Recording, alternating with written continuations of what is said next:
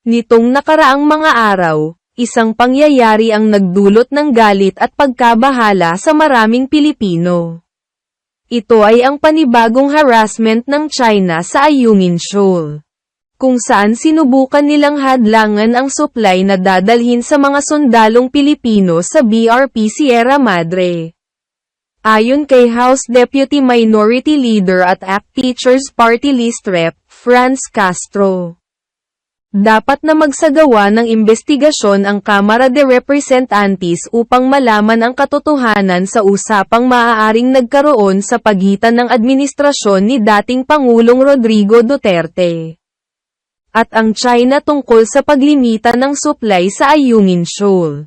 Nanawagan si Rep. Castro sa House leadership na isalang sa pagdinig ang House Resolution 1216 upang masuri ang mga kasunduan at deal na maaaring nangyari sa pagitan ng Pilipinas at China. Tinukoy ni Castro na ang pangyayari sa Ayungin Shoal ay isa lamang sa mga dahilan kung bakit patuloy na inaapi ng China ang mga sasakyang pandagat ng Pilipinas sa sariling exclusive economic zones. Sa ngayon, wala pa ring opisyal na tugon mula sa dating administrasyon ukol sa mga alegasyon na ito. Hindi po sanay ang mga Duterte na may problema. May problema sa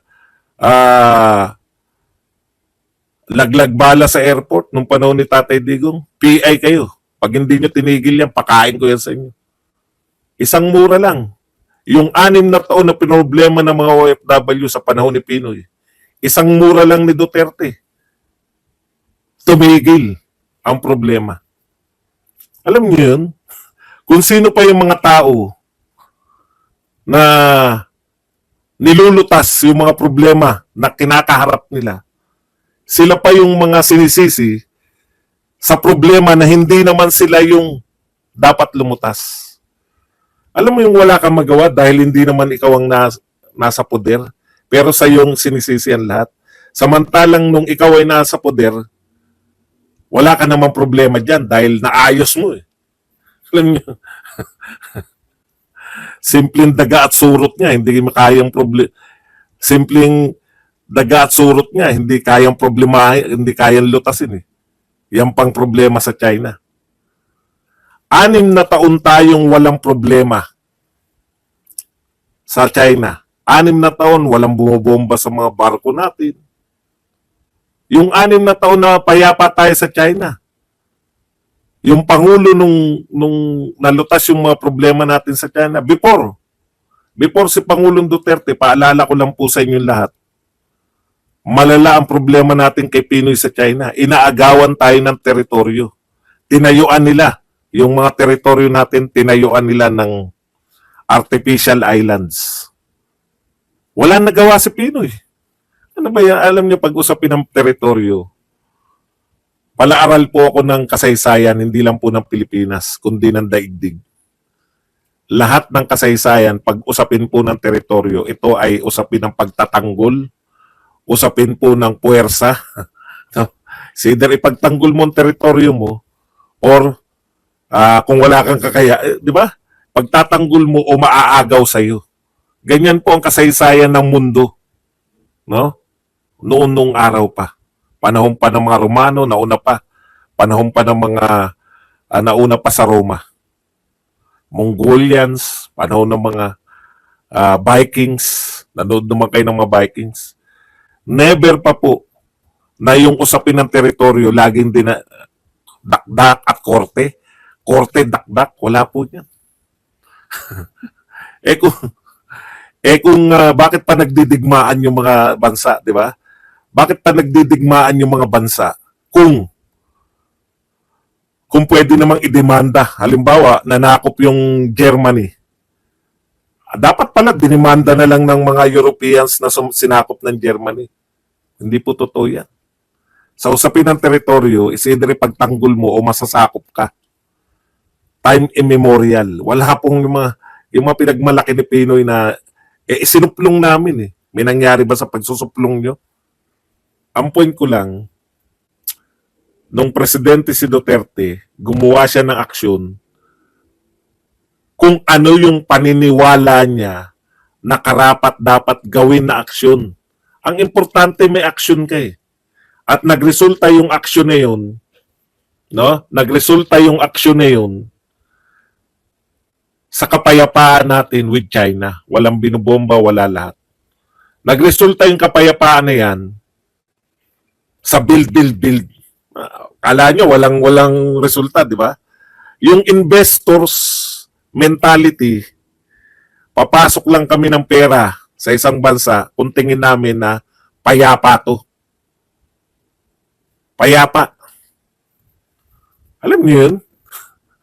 May kaugnayan yung build ni Duterte, may kaugnayan yung war on drugs ni Duterte, may kaugnayan yung pagiging yung pakikipagkaibigan niya sa China, no?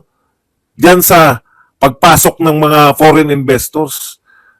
Yung mga paraan nila, pareho nating ina-attract yung mga investors, pareho tayo nag-a-attract ng mga negosyo sa Pilipinas.